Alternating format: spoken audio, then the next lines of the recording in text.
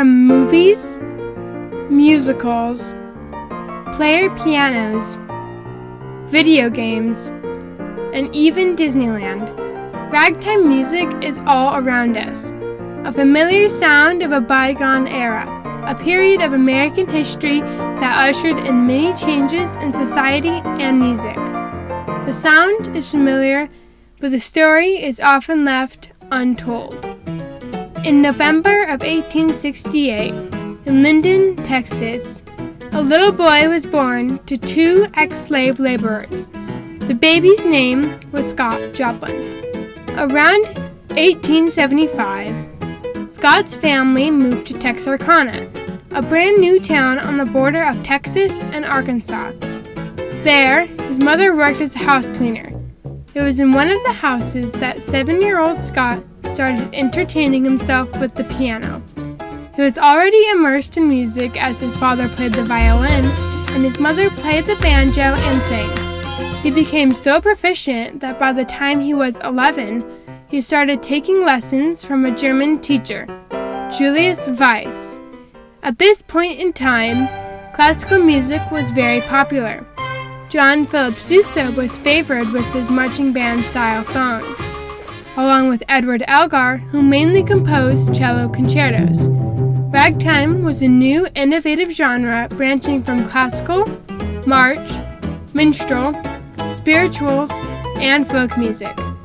The first known ragtime song composed was La Palme La, written in 1895 by Ernest Hogan, a minstrel comedian.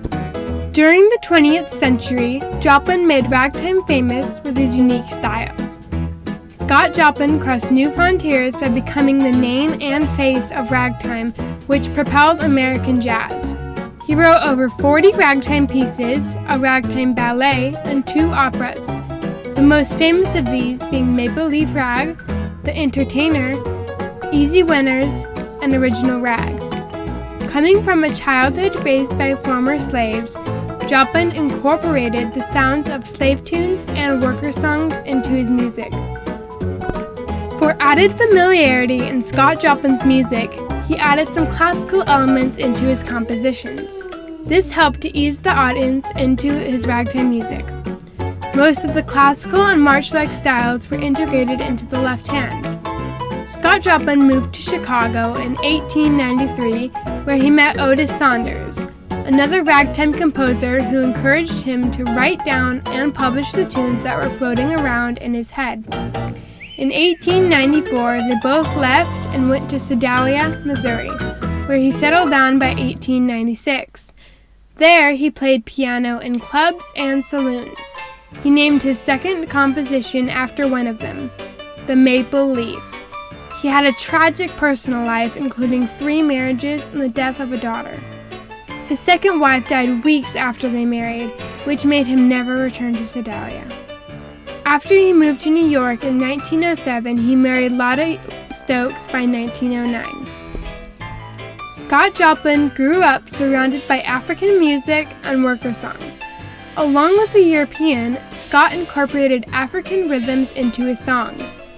African styles included spirituals and slave tunes.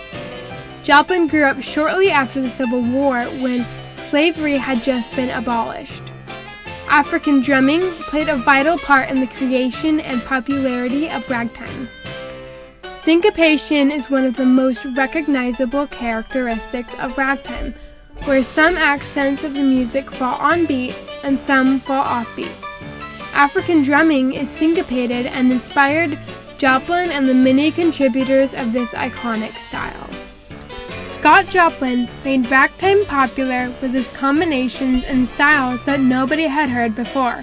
One of his most popular pieces is Maple Leaf Rag, which was the first instrumental song to sell 1 million copies. Terry Waldo, ragtime composer, talking about Maple Leaf Rag, said, "It's the most pure form of ragtime right there." This is why Scott Joplin is often referred to as the king of ragtime. American jazz has a similar style and feel as ragtime. Part of what makes jazz and ragtime so unique is their syncopation, but they are different. Ragtime rarely ever has improvisation, while jazz is centered around it. In ragtime piano, the left hand is rhythmic and is playing in a march-like succession. However, the right hand does most, if not all, of the syncopation. Together, they create a beautiful combination of rhythms.